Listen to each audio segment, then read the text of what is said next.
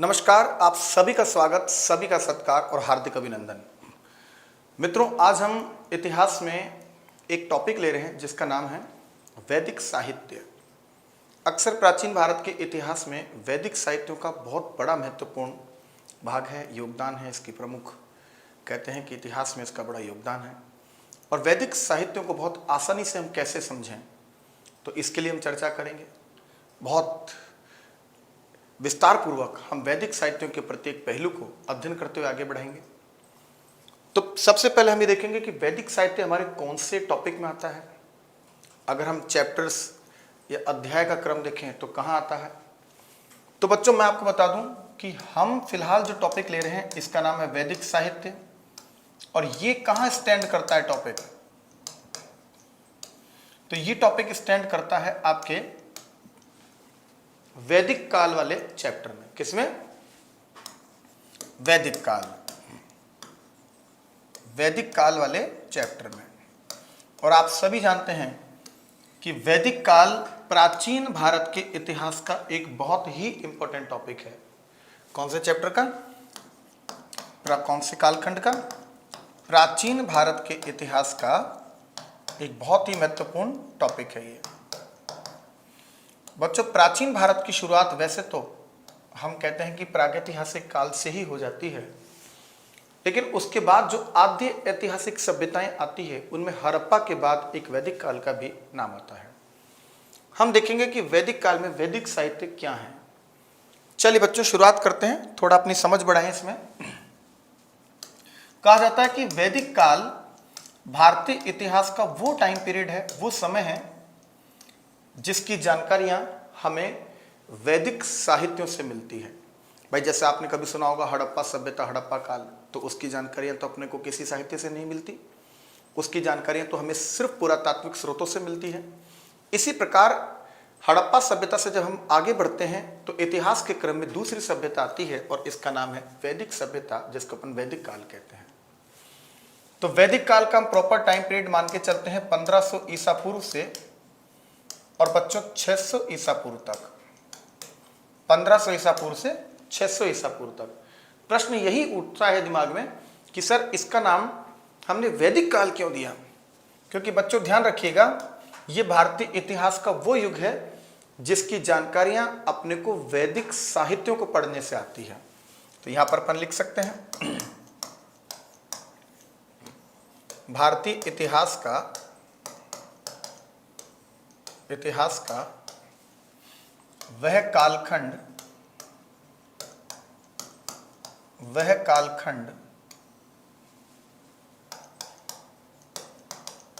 जिसकी जानकारियां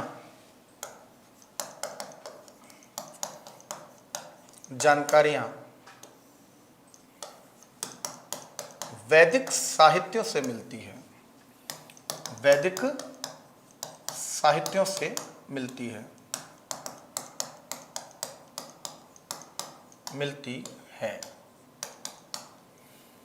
बच्चों, इसमें ध्यान रखिएगा, वैदिक काल में सिर्फ वैदिक साहित्य नहीं है। वैदिक साहित्य एक पार्ट है केवल उन चीजों का जिससे जानकारियां मिलती है। वैदिक साहित्यों के अलावा कुछ पुरातात्विक स्रोत भी हो सकते हैं, कुछ अभिलेख भी हो सकते हैं, कुछ अन्य श्रुति या स्मृति साहित्य भी हो सकते हैं, लेकिन वैदिक साहित्यों का सबसे बड़ा योगदान है, सबसे महत्वपूर्ण योगदान है भारतीय इतिहास के इस कालखंड को समझने के लिए। प्रश्न बनता है कि वैदिक साहित्य क्या है?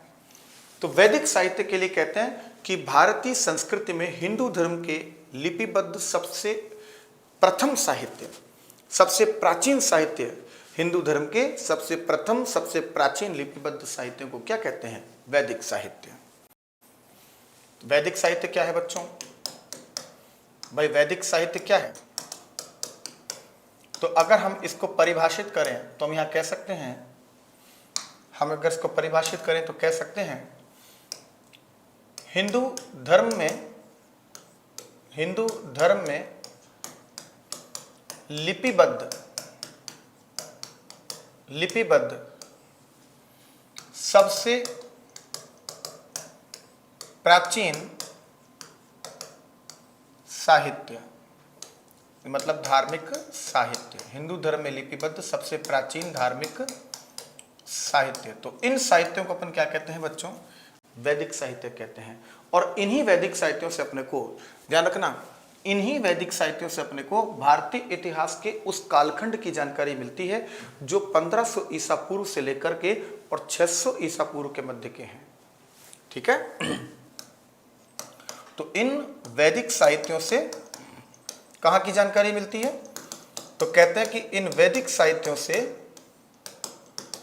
भारतीय इतिहास में 1500 ईसा पूर्व से लेकर 600 ईसा पूर्व तक की जानकारी मिलती है। मतलब जैसे तुम इनको पढ़ लोगे ना वैदिक साहित्यों को, तो इसमें समाज की बातें आएंगी, धर्म की बातें आएंगी, राजनीतिक जीवन की बातें आएंगी। तो ये जितनी भी बातें हैं ना कि भारतीय इतिहास में एक जमाने में ऐसा होता था, तो वो जमाना कौन सा है? वैदिक काल। तो वैदिक साहित्यों से भारतीय इतिहास के कौन से कालखंड की जानकारी मिलती है? तो कहते हैं कि वैदिक साहित्यों से भारतीय इतिहास के 1500 ईसा पूर्व से लेकर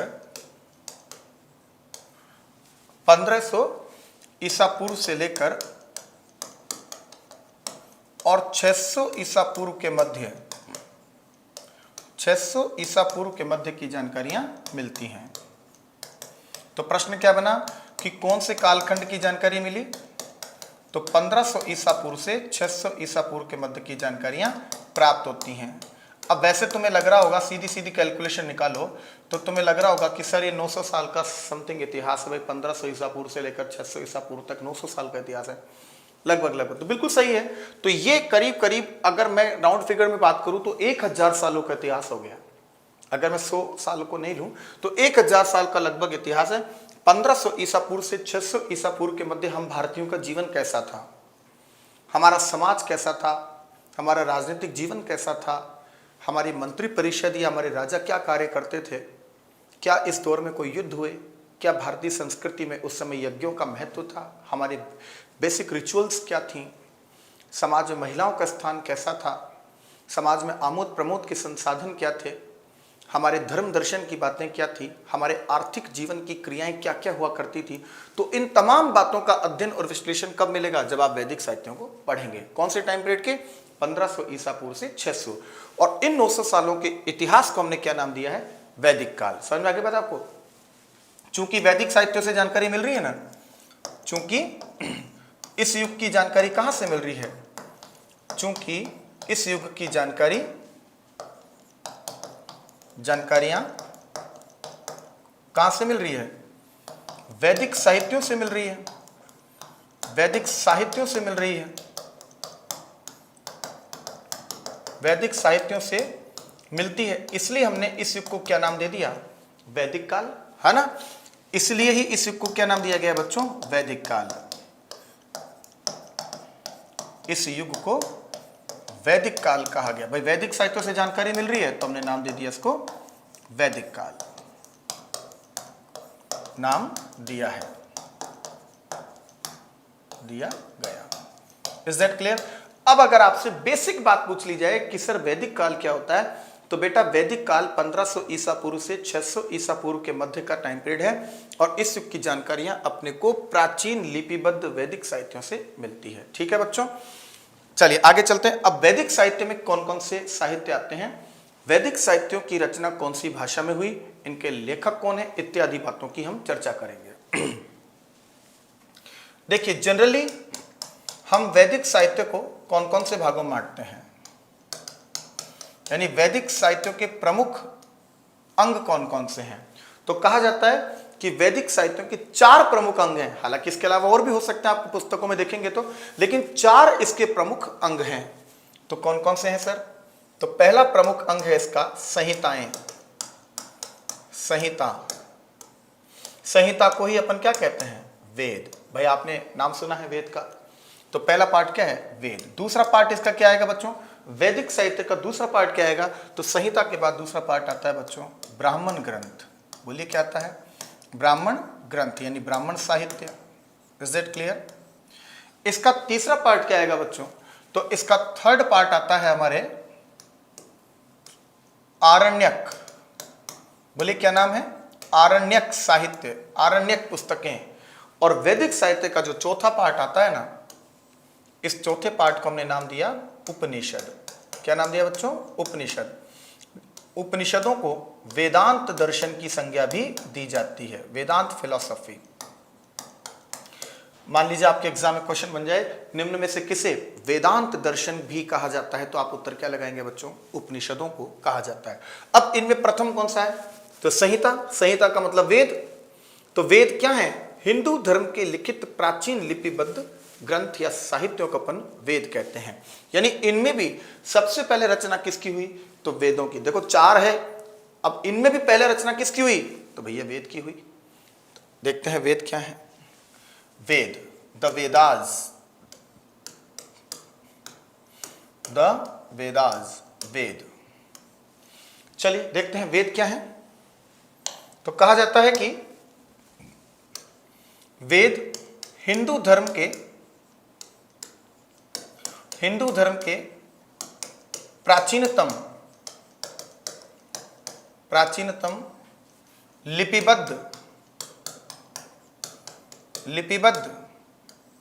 धार्मिक साहित्य हैं। धार्मिक साहित्य हैं। हिंदू धर्म के प्राचीन लिपिबद्ध धार्मिक साहित्यों को क्या कहते हैं? वेद कहते हैं। Is it clear? जो वेद है ना बच्चों, वेद विद धातु से बना है। देखो बेसिक बात, वेद किससे बना है? विद धातु से। तो भैया विद धातु क्या होता है? तो वेद किससे बना है? तो वेद शब्द की उत्पत्ति या व्युत्पत्ति विद धातु से हुई है। कौन से धातु से? विद धातु से हुई है, विद धातु से मानी जाती है। तो वेद की उत्पत्ति विद धातु से मानी जाती है। ध्यान रखना इस बात को। कौन से धातु से मानी जाती है? विद धातु से। प्रश्न बनता है कि सर विद धातु का अर्थ क्या होता है? भाई विद का अर्थ क्या होता है? तो कहते हैं विद का अर्थ यानी इसका मीनिंग क्या होता है? तो कहा जाता है कि विद का अर्थ होता है ज्ञान का भंडार, ज्ञान का भंडार, स्टॉक ऑफ नॉलेज, ज्ञान का भंडार, स्टॉक ऑफ नॉलेज। तो यानी अगर भाई इसका कहने का मतलब क्या है? अगर आपने वेद पढ़ा तो आपको असीमित ज्ञान मिलेगा, ज्ञान का भंडार आपको मिलेगा। अर्थात जानना, किसी बात के बारे में जानना या ज्ञान प्राप्त करना ही क्या है? वेद है। Is that clear? ठीक है ना? इनकी रचना कौन सी भाषा में मानी जाती है? तो इनकी रचना वैसे संस्कृत में हुई, पर चूंकि वेदों की रचना हुई हमने इसको नाम दे दिया वैदिक संस्कृत। कौन से संस्कृत में बच्चों? वैदिक संस्कृत में। वैदिक संस्कृत मतलब कहते हैं कि संस्कृत की पहले की अवस्था। तो इनकी रचना वैदिक संस्कृत भाषा में हुई, वैदिक संस्कृत भाषा में हुई। ठीक है? तो ये वेदों की रचना की भाषा होगी, तो इनकी रचना वैदिक संस्कृत भाषा में हुई। अब प्रश्न बनता है कि क्या वेदों को मनुष्य ने लिखा है या इसको ईश्वर ने लिखा है? आखिर क्या बात है? तो दावा किया जाता है कि वेदों की रचना अपौरुषीय है, अर्थात इनको किसी भी मनुष्य ने नहीं लिखा, बल्कि वेदों की रचना ईश्वरीय कृत है, यानी ईश्वर ने इनकी रचना की है।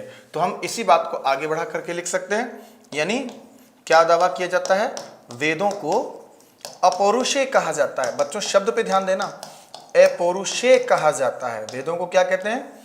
अपौरुषेय कहा जाता है। और अपौरुषेय का अर्थ क्या है भाई साहब? तो अपौरुषेय का मीनिंग क्या होता है? अर्थात जिनकी रचना किसी मनुष्य ने नहीं की। यहां अपौरुषेय का अर्थ पुरुष नहीं है, स्त्री पुरुष इंक्लूड है इसमें। अर्थात यहां पर कहने का अर्थ है जिसकी रचना किसी पुरुष ने नहीं की, मानव ने नहीं की। तो जिसकी रचना किसी मनुष्य ने नहीं की, जिसकी रचना किसी मनुष्य ने नहीं की। अब आप खुद सोचिए, अगर इसकी रचना किसी मनुष्य ने नहीं की तो फिर किसने की? तो दावा किया जाता है कि वेदों को ईश्वरीय कृत कहा जाता है, यानी ये ईश्वरीय कृत हैं, ईश्वरीय कृत हैं ये वेद। वेद क्या है बच्चों?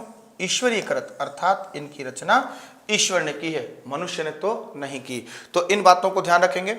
वेदों के संदर्भ में बिल्कुल बेसिक बात है, मैं फिर से बोल देता हूं कि वेद क्या है? हिंदू धर्म के प्राचीनतम लिपिबद्ध धार्मिक साहित्यों को वेद कहते हैं। वेद शब्द की उत्पत्ति विद धातु से मानी जाती है, जिसका अर्थ होता है ज्ञान का भंडार। इनकी रचना वैदिक संस्कृत में हुई थी। कौन सी में हुई थी? वैदिक संस्कृत भाषा में इनकी रचना हुई थी। और वेदों को अपौरुषीय कहा जाता है, अर्थात इनको किसी मनुष्य ने नहीं लिखा, अपितु इनकी रचना ईश्वर ने की है या इन्हें ईश्वरीकृत माना जाता है। एक शब्द और वेदों के लिए आता है और उस शब्द का अर्थ है या उस शब्द का नाम है श्रुति साहित्य।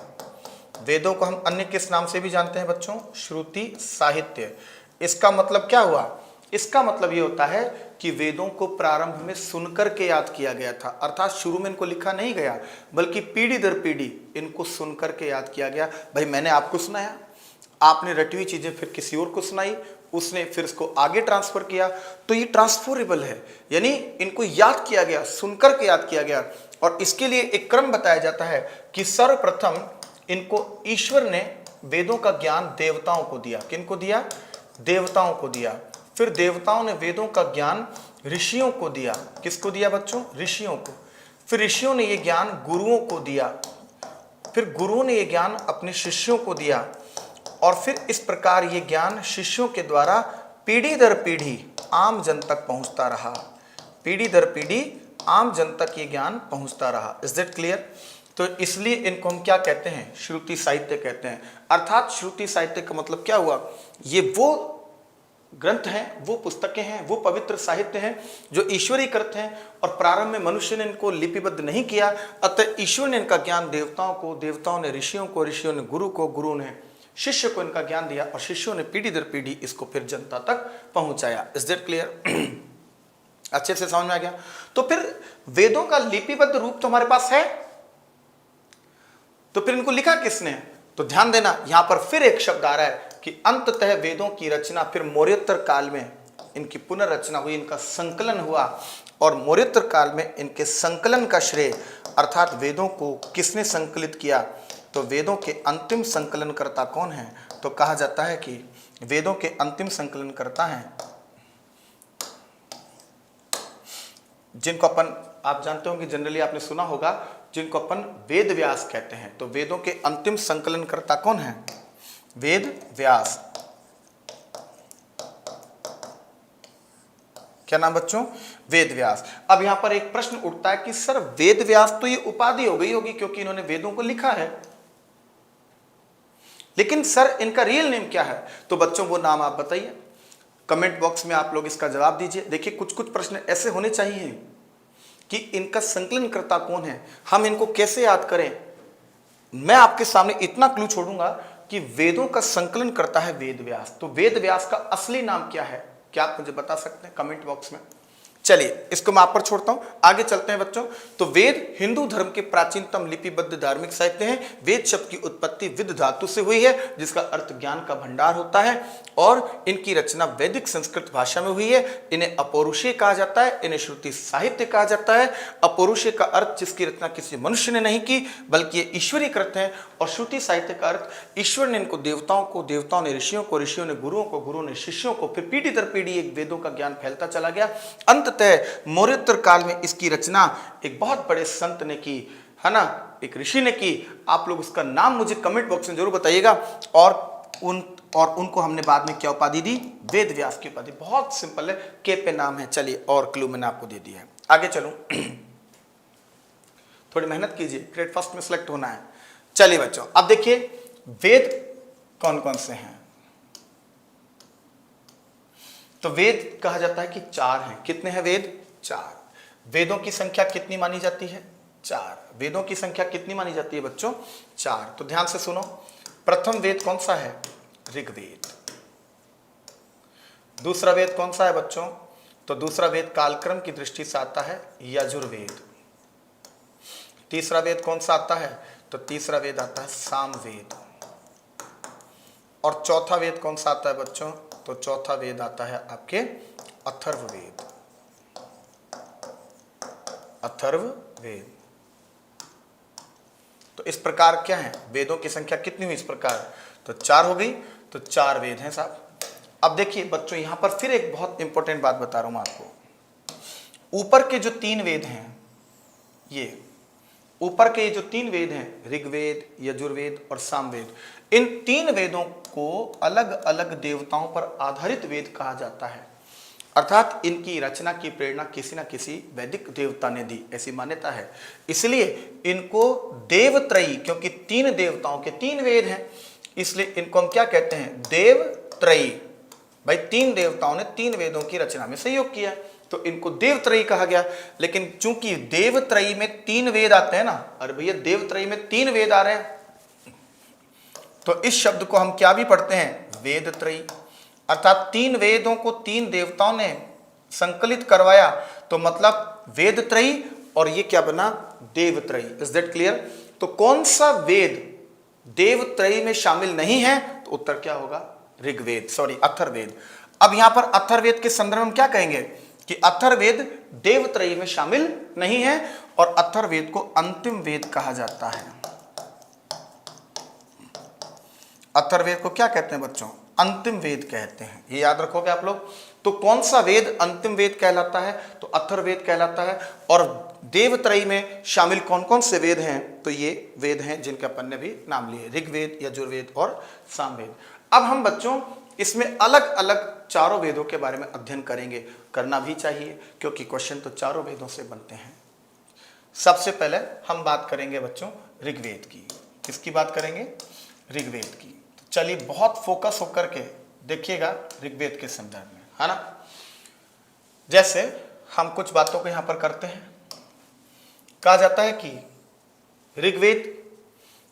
ऋग्वेद प्रथम वेद है। भाई प्रथम वेद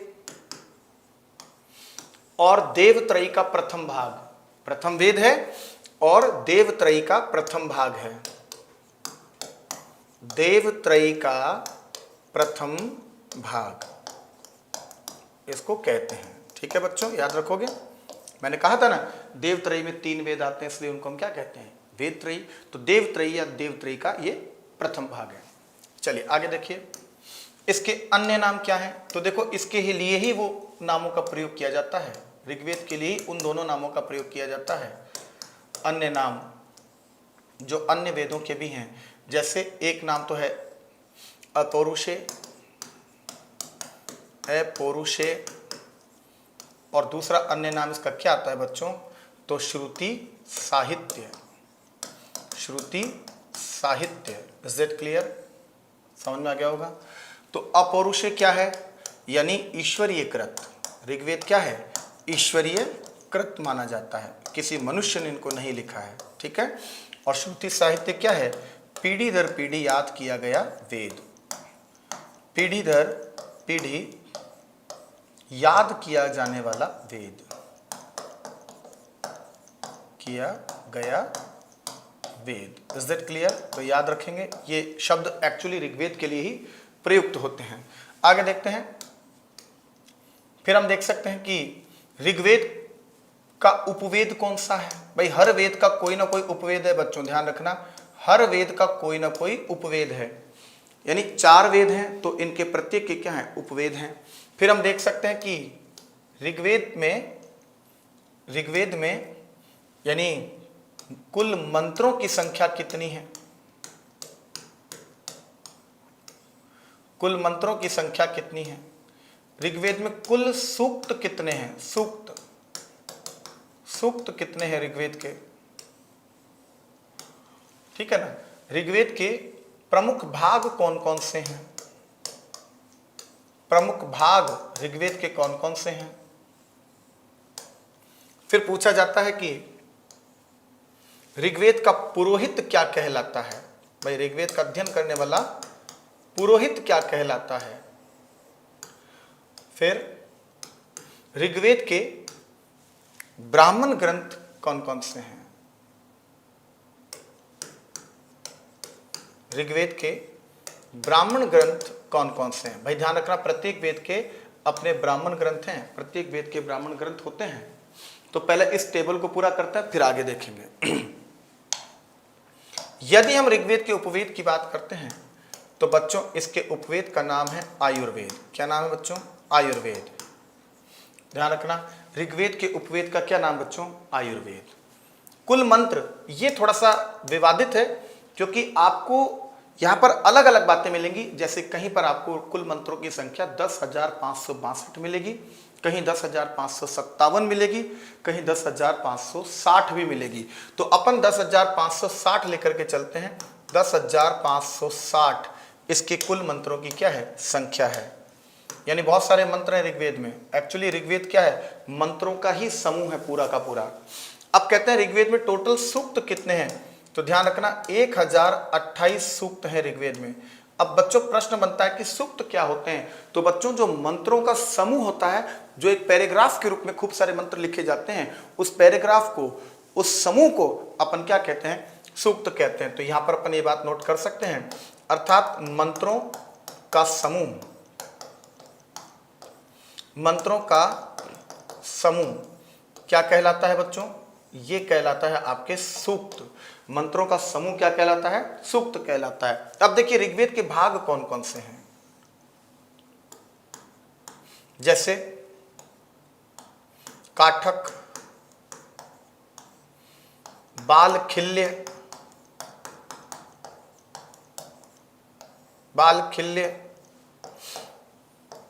अश्वलायन,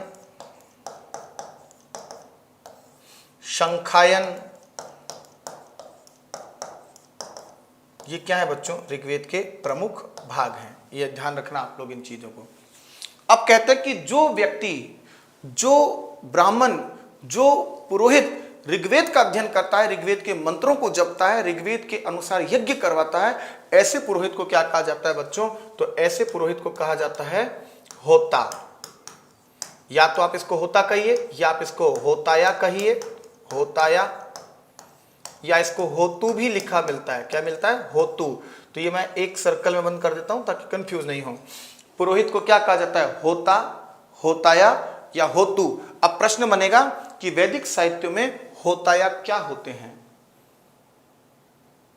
सामवेद के विभिन्न मंडलों के नाम, यजुर्वेद के विभिन्न यज्ञ पद्धतियों के नाम, ऋग्वेद के पुरोहित का नाम, या अथर्ववेद के एक प्रमुख मंडल का नाम। इस प्रकार से आपके ऑप्शन बनते हैं। अब रही बात ब्राह्मण ग्रंथों की, तो ऋग्वेद के दो प्रमुख ब्राह्मण ग्रंथ हैं। कितने हैं, दो। नाम याद रखने पड़ेंगे, एक और ये दो, अपन यहां लिख लेते हैं। तो एक ब्राह्मण ग्रंथ तो है ऋग्वेद का आपके ऐत्रेय ब्राह्मण। पहले तो आप नाम याद करो, क्या नाम है, ऐत्रेय ब्राह्मण। और जो दूसरा ब्राह्मण ग्रंथ है उसका नाम है बच्चों कौशितकीय ब्राह्मण। ये एग्जाम में पूछे जाते हैं। ऋग्वेद का एक ब्राह्मण ग्रंथ तो कौन सा है, ऐत्रेय ब्राह्मण, ऐत्रेय ब्राह्मण ग्रंथ, ठीक है बच्चों। दूसरा कौशितकीय ब्राह्मण, कौशितकीय ब्राह्मण, कौशितकीय ब्राह्मण, ठीक है। तो दो ब्राह्मण ग्रंथ हो गए, ऐत्रेय ब्राह्मण और कौशितकीय ब्राह्मण। देखिए बच्चों प्रश्न ये उठता है कि सर ऋग्वेद में ब्राह्मण ग्रंथ क्यों।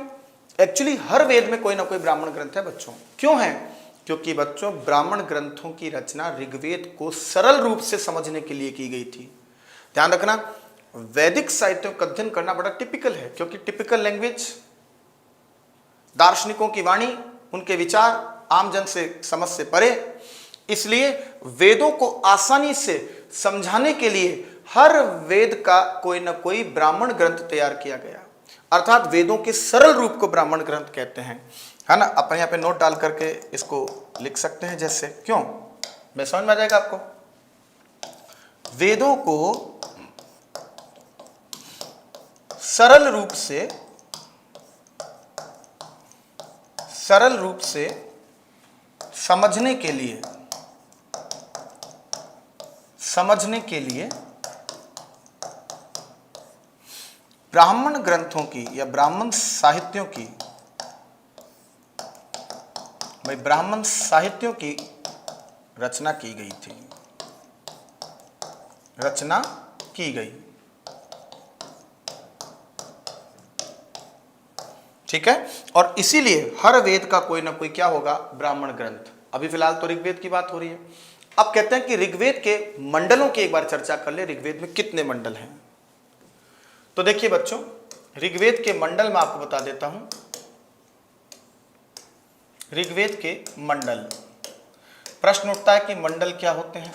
तो देखो बच्चों, मंडल का अर्थ होता है अध्याय, यानी ऋग्वेद के कुल अध्याय। तो कितने हैं, तो कहते हैं टोटल संख्या इनकी है 10। कितनी है बच्चों? 10। टोटल कितने हैं? 10।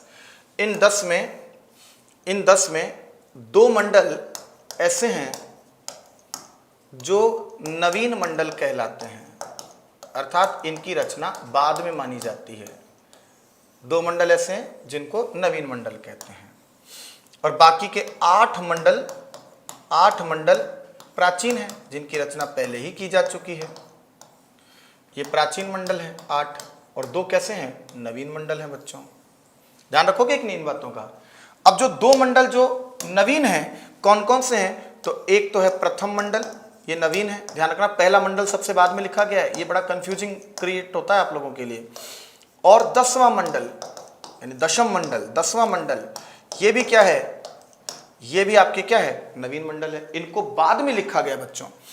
और जबकि दूसरे से लेकर 8वें तक ये सब क्या है? प्राचीन मंडल हैं। देखो, इन मंडलों की रचना